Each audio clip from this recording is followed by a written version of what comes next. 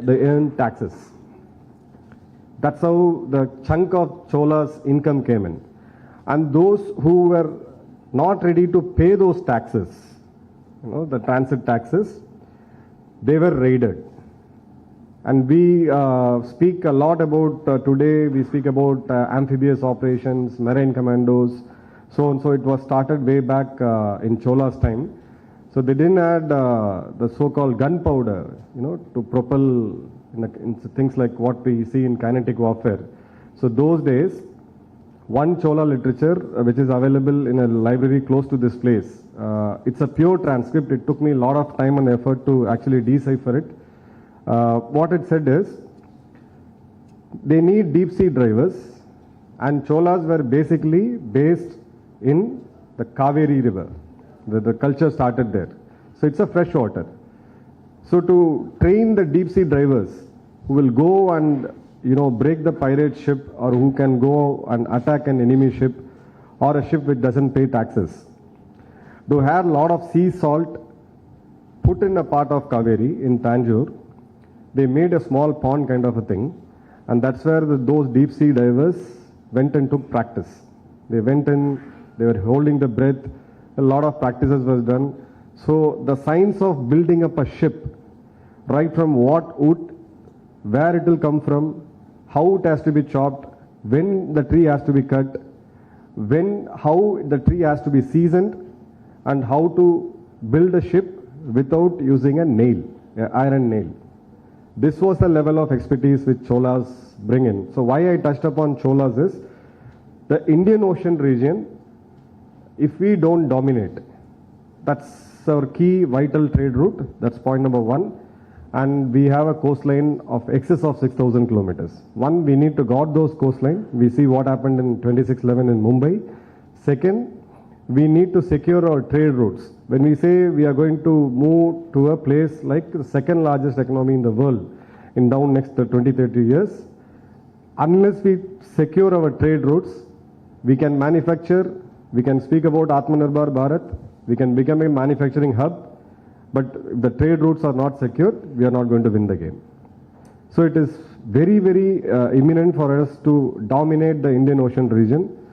The present government had put in ample amount of efforts, which we'll talk in detail. So the ship carrier which we saw, a 45,000 ton aircraft carrier, what we saw is part of this strategy, is to dominate that region, which is starting from Bay of Bengal, going all the way till Malacca Straits, and on the other end going all the way till Africa. So that's how trade routes have to be secured. Now comes Sri Lanka. In this entire Indian Ocean region, the small tiny island plays a very, very important role. British tried to dominate it.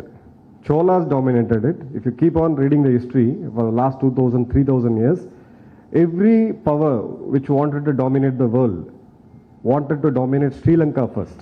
So that becomes vital for us in terms of national security.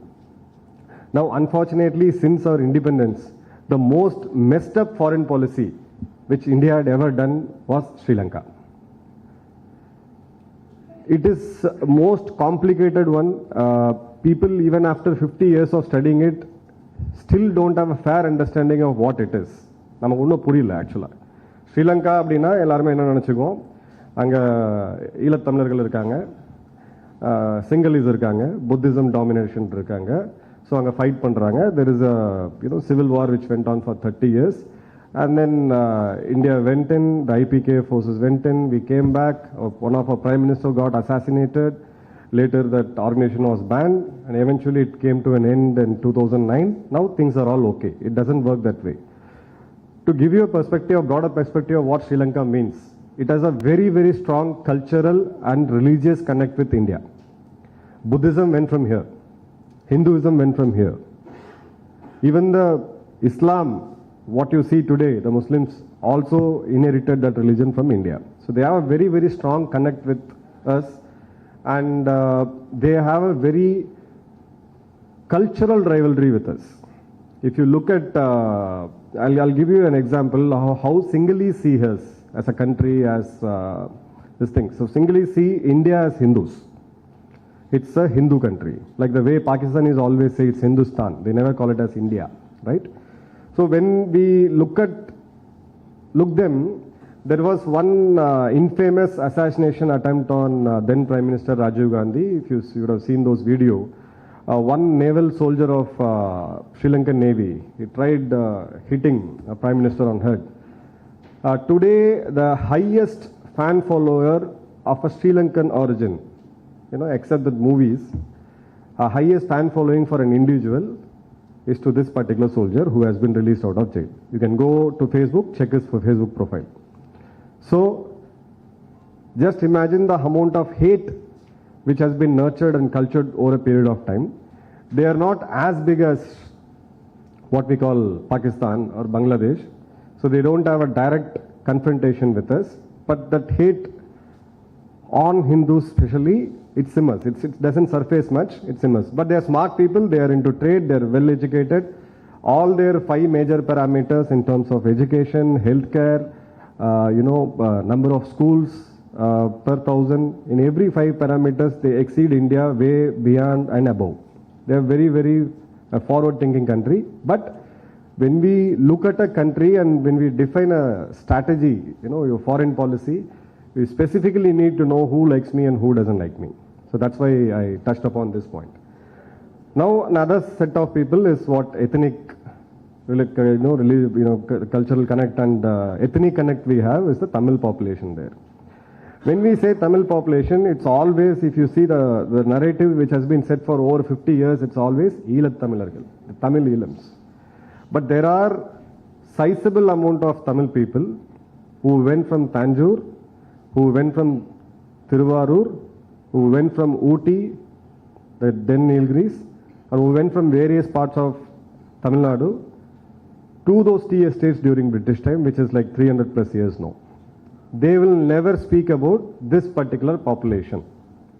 So when we say the Eelam Tamils have been treated as a second grade citizens, this community, Tamil community, was treated as a third rated citizens.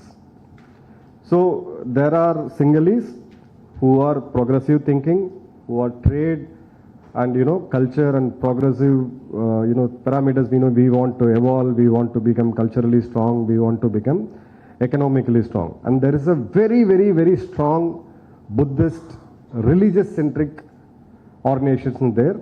So most of these politicians have to have this endorsement of the Buddha Bhikshus, we call them, right? So they need to have the tick if I have to win an election.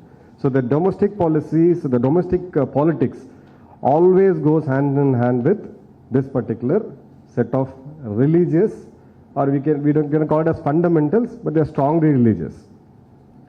Then comes the Eelam Tamils. So we classify them into one bucket. They are actually not one. There are 3. People from north, all we call as Vaunia and all these places, they are different.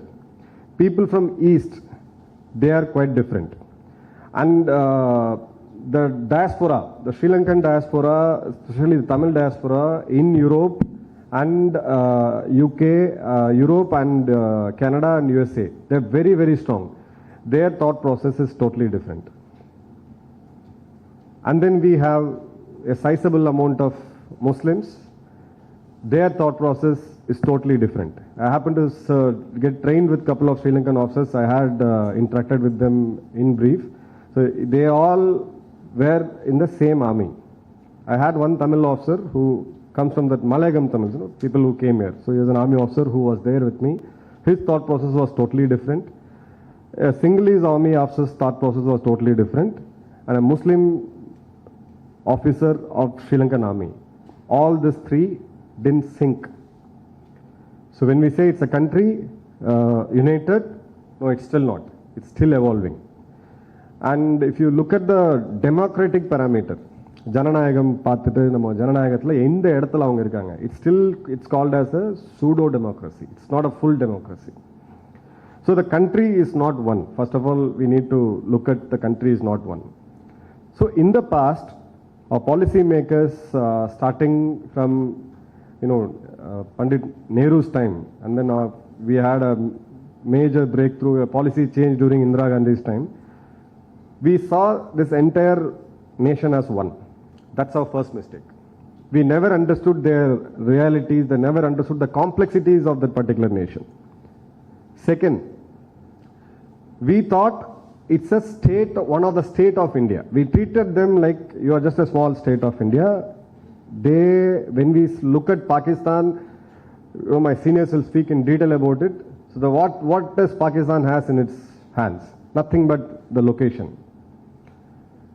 It's all about the location, how well suitably strategically I am placed. There is one Soviet bloc, there is one American bloc. So in between I am placed here. So I need to restrict Soviet from coming down. So equally, Sri Lanka is a very, very strategically located location, geopolitically. But we ended up seeing it in somebody thought it as a state. So we went and then we created a militant movement. We supported them, we armed them. LTT was our own baby. They were trained in Chakrata ahead of Dehradun. We extensively supplied arms and ammunitions. We provided logistics. Everything went well. The first Elam war happened between LTT and the Sri Lankan government. Then they took a massive lead. Now, there is a political scenario there where the suppressed community looks at a leader. Now, I have got my leader. Whether he is political or whether he is an armed leader. Political solutions take a lot of time. So I always prefer to go to a leader who's leading me with arms. And somebody who has closely studied LTT knows they were one of the most disciplined and I would say the brutal laws applicable force of those times. They were literally brutal in terms of the discipline. The cadres cannot get married. They cannot fall in any of the human emotions like love and all this. They cannot go into any form of drugs and they cannot go into alcohol. They have a very, very specific way of getting trained and they were a very, very motivated force. So this thing went on. Later we had a couple of coalition governments. Later when Rajiv Gandhi came in, so he wanted to establish himself as a leader. When we say today, our Prime Minister Modi as Vishwaguru, a lot of our followers say he's a Vishwaguru, the world leader. I'm the guru of the world. I can solve things. It took more than 50 years of public life, 13 plus years as Chief Minister, 8 plus years as Prime Minister of the world's largest democracy. Even now, we have not reached that place. But Rajiv Gandhi, unfortunately, with all the new set of people he had, he said, this is the right opportunity for me to project myself as, as a world leader. So I need to influence the SAARC nations, out of which Bangladesh was already done and dusted. So my point is, I'll do some magic wand, I'll do something, solve this so-called problem which has been running on for 70 years. This is quoted in one of a book, in one of our autobiography. I'll give you the link later. But the problem is, nobody understood this is not a problem which started post-British. Like we Sai Deepak keeps on deciphering that what we see today is not the post-47 phenomena. It's been going on for years. We see it in that way. That's how histories have been written. Similarly, here also, we devised our foreign policy. One day, Rao was told, pick up the LTT leader Prabhakaran, get him to Delhi, and an accord has to be signed between India and Sri Lanka. Now imagine there is a conflict between two groups in one nation, and then the third nation wants to intervene. The leader sums them up, கூப்பிட்டு வச்சுட்டு எல்லாரையும் வச்சுட்டு சொல்கிறோம், நானும் இவரும் ஒப்பந்தம் போட்டுக்கிறோம், அதுக்கு நீங்கள் ஒத்துக்கணும். The problem is actually between A and B. C and B signs an agreement between Jayawardene and Rajiv Gandhi saying that this is the right solution. So LTT was supposed to disarm. 13th amendment of the constitution, 13 alpha, 13A amendment has to be done, which in a simpler terms to be put, one central government controls the entire Sri Lanka, out of which the Tamil said, no, we need to have our own provincial rights. They call it as a province, nothing but a state. So state should have its own law and order, revenue, so and so, the way each one of a state in India has been done. The solution offered was something like a union territory. All said fine, but we'll put a governor there. He will govern you. The laws applicable by the center is applicable to you. That is how it has to be.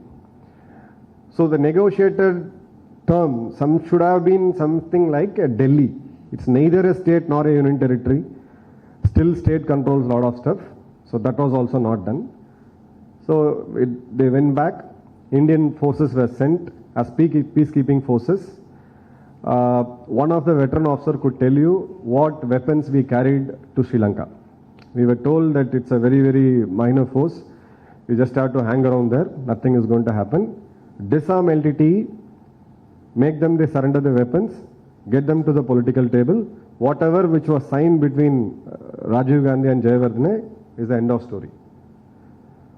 So later, when they went for a surrender, they were killed by Sri Lanka. Something went wrong.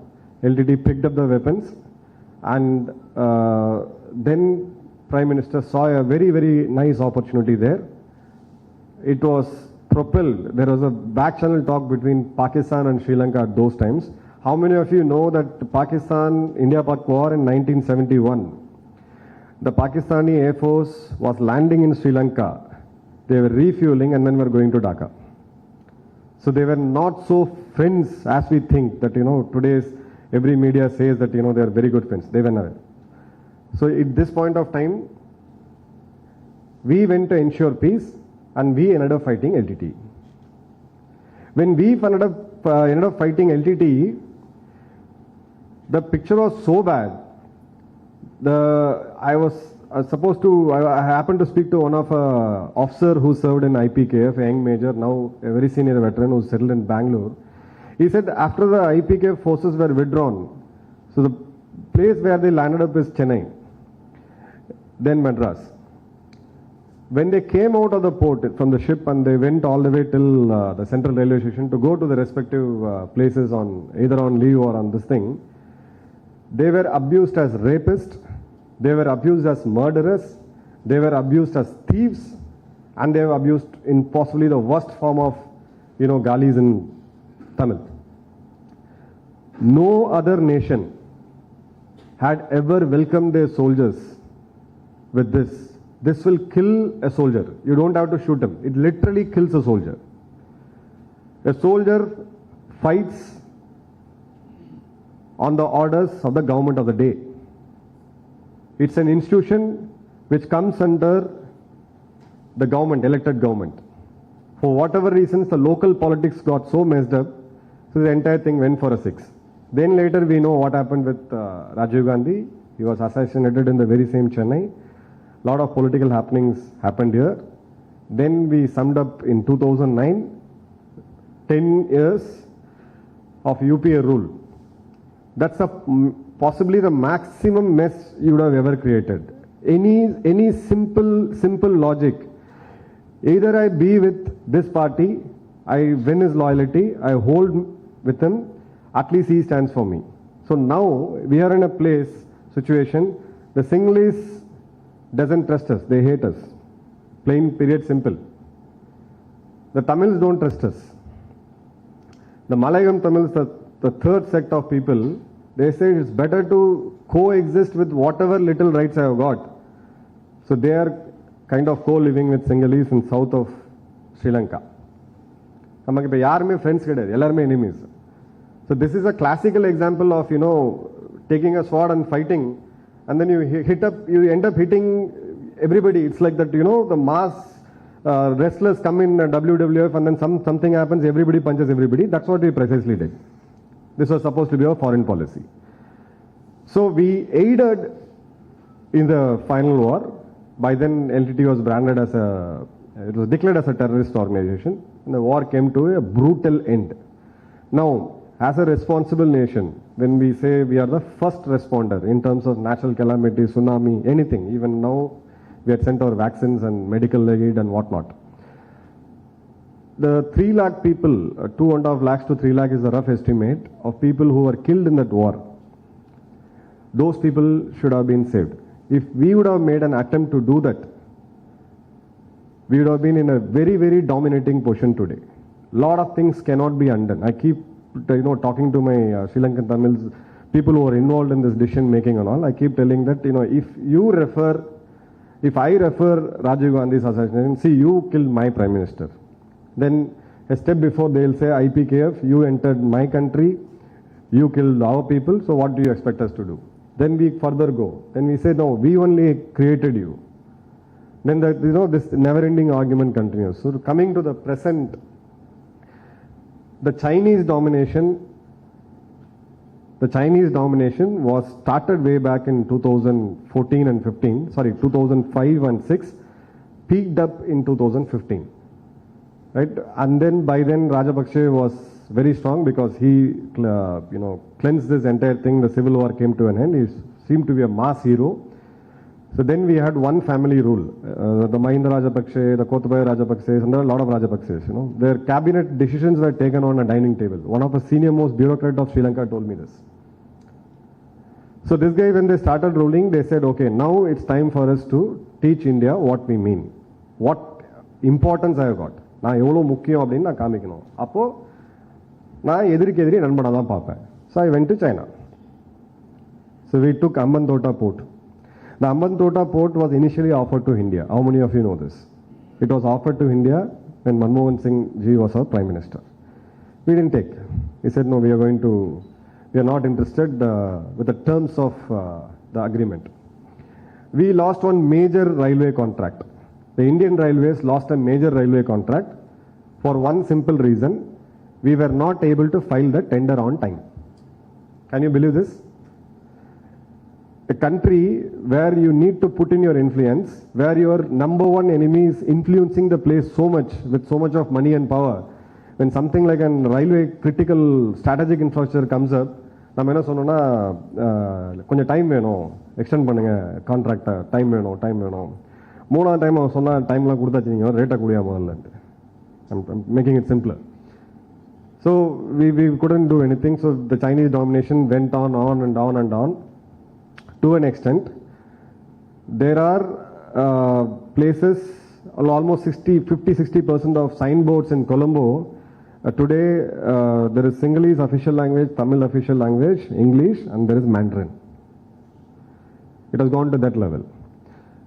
Now, what happens is, when we see border, we always imagine Kashmir, Gujarat, Rajasthan, Punjab, Wagah border, everybody salutes. And to the east of us, Arunachal Pradesh, all the way till Leh Ladakh, this is our border. How much time it takes for a speedboat from Rameshwaram to reach Sri Lanka? Anyone? Students, Defense Department. Less than 30 minutes. So our enemy is as close as 30 kilometers from Tamil Nadu. From Sri Lanka, our strategic assets, the nuclear power plant of Kudangulam, or even what we see in Kalpakkam, they don't have to deploy any major high-end missiles. We are just closer to, inviting disaster is one. So Himalayas, we cannot change the terrain. Nothing can be done. It's the way the nature has given us. But as far as Sri Lanka is concerned, we are dominating because if at all Chinese Navy has to do something in Sri Lanka, their mainland and here, it's quite far away. We are quite dominating. It's just hardly a stone throw away distance. We are away from Sri Lanka. But we slowly we started giving away our presence. One example I'll tell you, how domestic politics, regional factionalism, secessionist thoughts can kill a country's foreign policy. Classical example I'll tell you. Few years before, I think when Madam Jayalalitha was the chief minister, there was a protest by Mr. Seeman, a party leader of a party called Nam Tamlar Katchi, NTK, right? They said the Sri Lankan army officers who come here for training, we have a staff college, Defense Services Staff College in Wellington, OT, where it's like a management course of an tri-services, Army, Navy and Air Force. all the generals and the senior people has to mandatorily undergo. It's a very, very competitive one. So even the Sri Lankan officers, we used to train them. Now this guy said, no, they have killed us, you should not train them. They did some ruckus. Now those officers are getting trained in Pakistan Military Academy. So what it makes? A military academy is a place where it's not just about a military training. It's where you inherit a culture. It's where you inherit a soldiering. When OTA, if you come and see in Chennai, if you see, look at officers come from Bhutan, officers come from all the way from Papua New Guinea, people come from Burma, Thailand. All those officers who get trained, the men and the women who get trained, say Jai Hind. They eat our food. They follow our rituals. They say Jai Shri Ram. Everything what Indian Army does, they do. So when they go back, when they raise up their ranks and one of them becomes the generals in chief, it becomes easier for us to have that relationship. Now instances like this, we have broken it.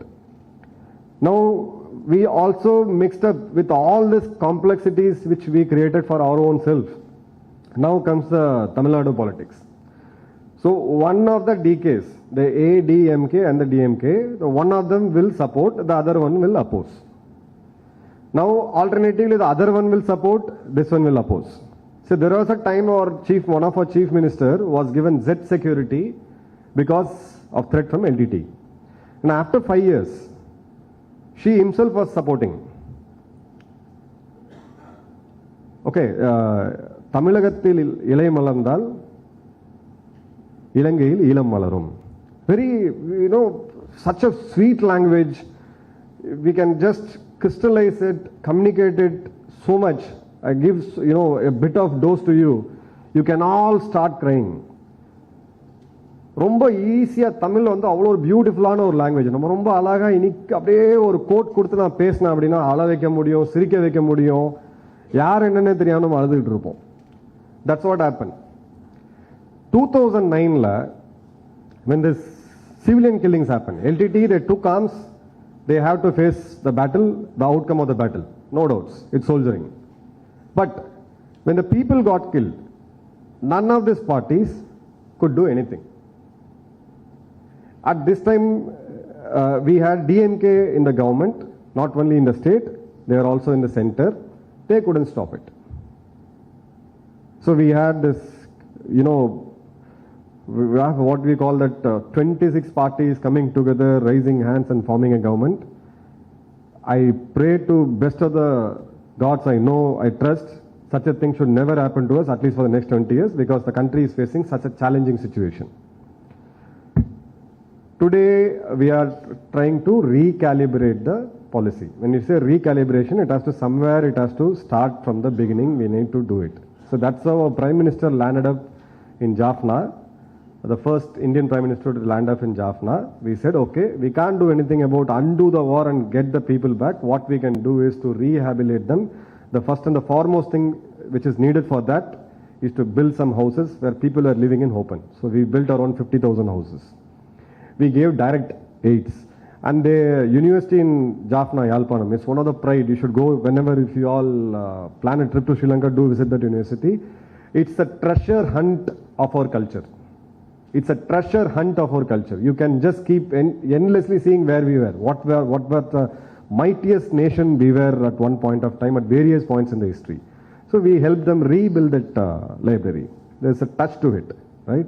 And then we had scholarship programs. A lot of Sri Lankan students who became orphaned during war, they all come and study in Pondicherry University, in Madras University, a lot of other places. So all these exchanges were done.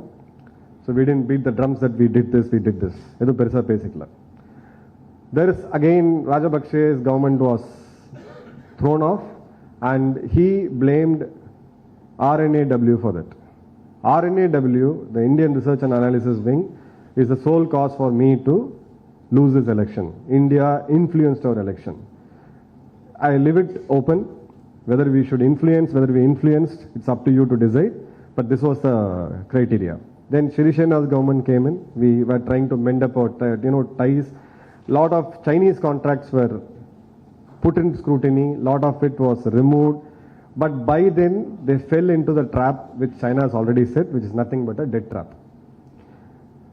With the current statistics, with best of the economists, if they start repaying the loan with double the amount of taxes, currently we pay 30% income tax, 10 to 30%, then we pay around 18% GST on most of our services we avail, products and services. If we double this, it will take, and with a growth rate of 5% and above GDP, Sri Lanka will take minimum a century to repay the Chinese loan, which clearly means they cannot repay the loan.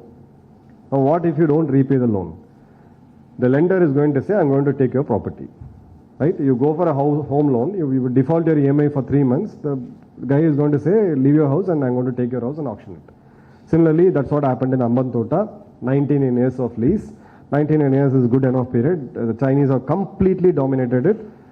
Certain confidential information, I can't stand in the podium and divert it, but it's quite serious. And Sri Lanka now says, no, we will not let any country use our soil for a military purpose. Now we had a Chinese spy vessel, Yangwang 5, landing up in that port, which was welcomed by Sri Lankan authorities, which could pick up all those things. And in fact, we had to postpone one of our major missile test, which was supposed to take off from Odisha. So that's the kind of threat we have today. So now something has to be done. So the three stakeholders has to be engaged. One is the Sinhalese who runs the government. One is the Sri Lankan Tamils, the Elams, and also the Malayalam Tamils. And there is a strong demographic change which is happening in the coastline. South is already changed. Now north and east, there is a lot of demographic changes which has been done. Funded by Pakistan, funded by China. 3 months before, there was a video. Our media is too busy in covering a lot of things. 4 months before, the locals from Jaffna, a nearby village, they stopped a suspicious car. Somebody was there in the car. They moving around in the middle of the night. They stopped and they pulled out the people and then they said, "Yarin paakalam" appdin solite. The guy who was sitting inside was a Pakistani ambassador to Sri Lanka. And there are 5-6 Sri Lankan army personnel who are in the civil clothes. So they just pushed and they roughed off, and then this vehicle was stopped, the video was taken, the face was literally visible. It was a Pakistani ambassador. Now when we all are happy, so happy, Pakistan is gone, Pakistan is down out, they've been begging, wheat, blah, blah, blah. So they are still active. And they are pinching a nerve which is very, very archaic to us. It's very, very, very, very close to us. So now what will happen? This is the geopolitical dimension. Now coming to a major, major problem which Tamil Nadu is going to face, which is already facing, which Punjab, which has been facing for quite some years, is the drug mafia.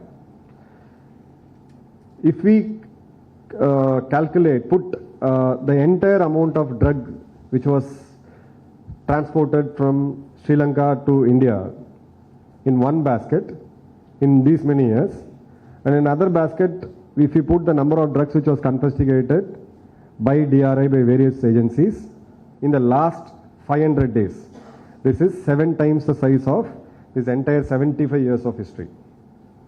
Tons and tons of heroin, tons and tons of cocaine. Lot of narco is just not just about ganja. God forbid, we don't have a single infrastructure in the country which can rehabilitate a person who's addicted to heroin or cocaine. It's a reality. Forget about alcohol, ganja and all. I'm talking about there is no infrastructure. It's a one-way journey. If you go, you're on. That's it, and you become a social liability. So we have a serious narco threat coming from Sri Lanka. We have a serious demographical changes. If you keenly observe, right from Odisha till Kanyakumari and all the way till Rana of Kutch, this entire 6,500 km, there is a demographic change which has happened. You don't have to do any research, just do a simple go to a Google map, see, you just zoom into a level, you can see demographic changes, what I mean actually here. If those coastline is also changed and our coastline is also changed, then our Coast Guard has to be increased to a level where we don't have that much of money to spend on our defense. We spend less 2% of our GDP.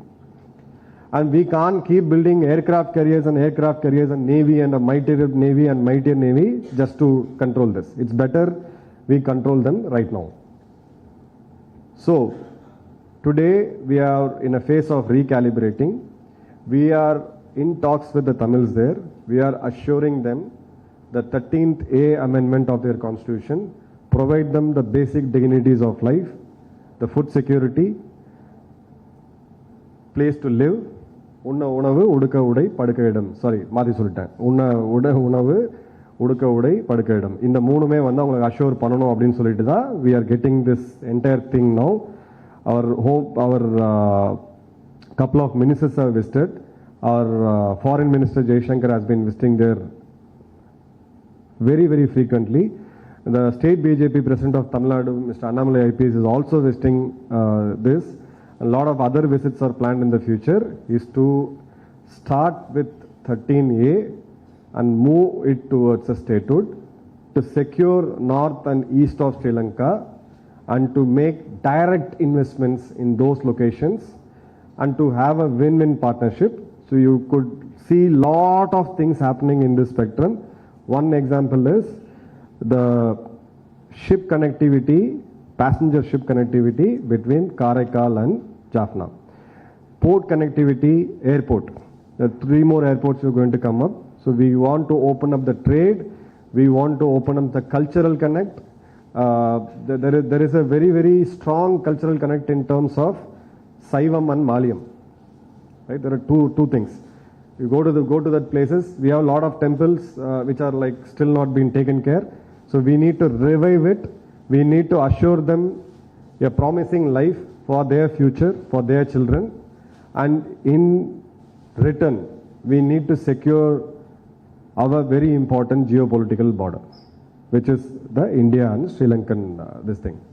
Second, why we are just hurrying up in this is the right time. $3 billion plus of credit line extension. $3 billion அதிகமா நம்ம கடன் கொடுத்திருக்கோம். The government has to listen. When we say fishermen, why are we not doing about anything? When we go for a geopolitical negotiations, when the foreign minister goes and speaks to them, there is no emotions. Disconnect emotions from your policy making. We have been made fools. We have been made fools for these many years, mixing up these emotions. In the end of the day, we ended up did nothing. We ended up doing nothing for them. Either it benefited us, nor it benefited them. So today we are in a place of where we are going to give them the life, a bare minimum guarantee of a statehood with limited provincials, but not quote unquote, not a separate country. That's a distant dream. In today's world, there is no way that a country can go in and walk into another country and carve a different country out of it. That's not possible. So we're going to do that. We're equally going to engage with Sinhalese. So we do have a cultural connect, I said. It's not that all of them are against us. We need to slowly change their mindset. They have realized what a family rule, a dynasty rule in a modern democracy can do. That's the best example. We don't have to look left, right, out and center. Just look at what Rajapakshes and families have done to them. That senior bureaucrat whom I was quoting, I said, is it a joke or is it really happened? He said it really happened. So this guy is 2 years before, there was some sustainability conference which was happening in Norway. So Rajapakshe went and said, see, I'm going to be the first country who I'm going to go completely organic. The world should learn from me. I'm going to make the entire country organic. Yes, you can make it. It has to have a plan, right? And tomorrow, it's like somebody says that, tomorrow I'm going to have a 6-packs. I need to work. I need to work towards it. So he went back.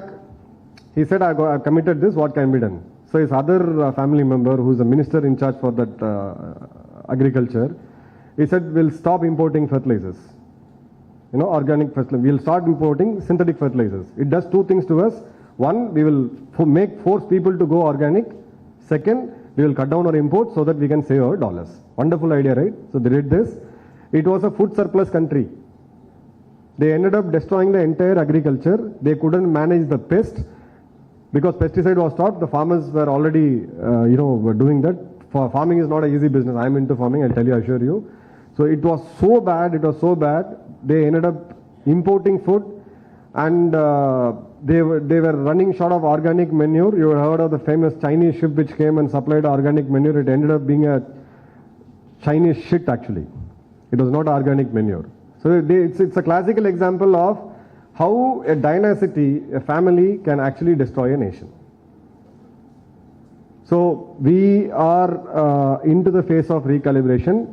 In this, certain dramatics will also come up. What one card which we pulled out from the thing is Prabhakaran alive?